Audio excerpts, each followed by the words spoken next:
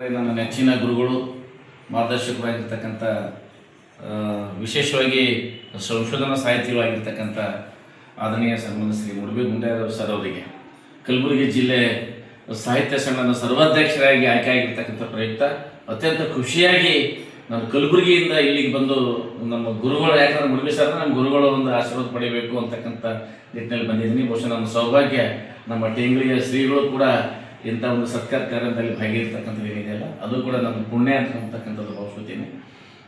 ಬಹುಶಃ ನನಗೆ ಈ ಜಿಲ್ಲೆಯ ಸಾಹಿತ್ಯ ಸಮ್ಮೇಳನ ಸರ್ವಾಧ್ಯಕ್ಷರಾಗಿ ಆಯ್ಕೆಯಾಗಿರ್ತಕ್ಕಂಥ ಸಂದರ್ಭದಲ್ಲಿ ಒಂದು ಮಾತು ಅನ್ನಿಸ್ತು, ಇಷ್ಟು ವರ್ಷ ಬೇಕಾಯಿತು ಕನ್ನಡ ಸಾಹಿತ್ಯ ಸಮ್ಮೇಳನ ಜಿಲ್ಲಾ ಸರ್ವಾಧ್ಯಕ್ಷರಾಗಿ ಆಯ್ಕೆ ಆಗಲಿಕ್ಕೆ ಅಂತಕ್ಕಂಥ ಕೂಡ ಬಂತು.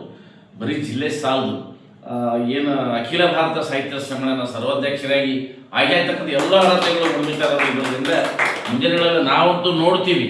ನಾನು ಅದನ್ನು ಕಣ್ಣಾರೆ ನೋಡಬೇಕು ಅಂತಕ್ಕಂಥದ್ದು ನನ್ನ ಸೇವೆ ಇನ್ನೊಂದು 5 ವರ್ಷ ಇದೆ. ಅದರೊಳಗಡೆ ಸರ್ವಾಧ್ಯಕ್ಷರಾಗಿ ಆಯ್ಕೆ ಆಗಬೇಕು ಅಂತಕ್ಕಂಥ ಸೃಷ್ಟಿಕರ್ತನಲ್ಲಿ ಮತ್ತು ಗುರುಜಿಯವರ ಒಂದು ಪಾದಕ್ಕೆ ನಾನು ಭಗವಂತನಲ್ಲಿ ಪ್ರಾರ್ಥನೆ ಮಾಡ್ತೀನಿ.